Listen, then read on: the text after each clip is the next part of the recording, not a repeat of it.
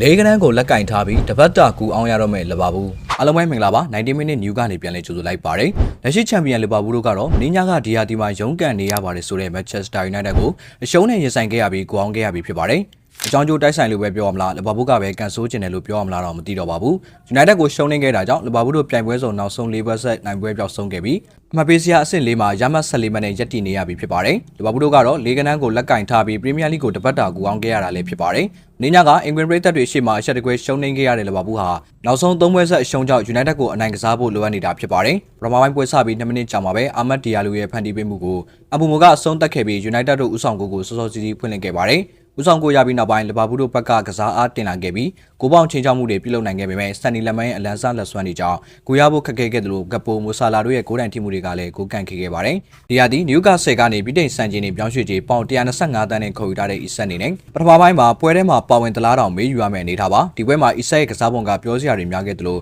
လဘာဘူးပြည်သက်တွေအနေနဲ့လည်းကစားသမားပေါ်ဝေဖန်မှုတွေရှိခဲ့ပါတယ်။ဒုတိယပိုင်းပြန်လဲစတင်ပြီးပွဲကစားချိန်88မိနစ်ရောက်မှာလဘာဘူးအတွက်ခြေပါအခုကိုတပွဲလုံးလွဲလာခဲ့တဲ့ဂပိုကသွင်းယူပေးခဲ့ပါတယ်။လဘာဘူးကို6မိနစ်တာပေးပျော်ခွင့်ပေးခဲ့တဲ့ United ဟာပွဲကစားချိန်82မိနစ်မှာပဲ Harry Maguire ရဲ့ခေါင်းတိုက်သွင်းကိုနဲ့လဘာဘူးအသင်းကိုဟတ်တက်ကြီးခွဲပြသွားခဲ့ပါတယ်။နေပြအာနီစလော့ဦးဆောင်တဲ့လဘာဘူးဟာဒီရှုံးပွဲကြောင့်ဖိအားတော်လေးများနေခဲ့ပြီဖြစ်ပြီးတပတ်တာ၄ကနန်းကိုလက်ကင်ထားကကူအောင်နေရပြီဖြစ်ပါတယ်။အားလုံးကိုကျေးဇူးတင်ပါတယ်။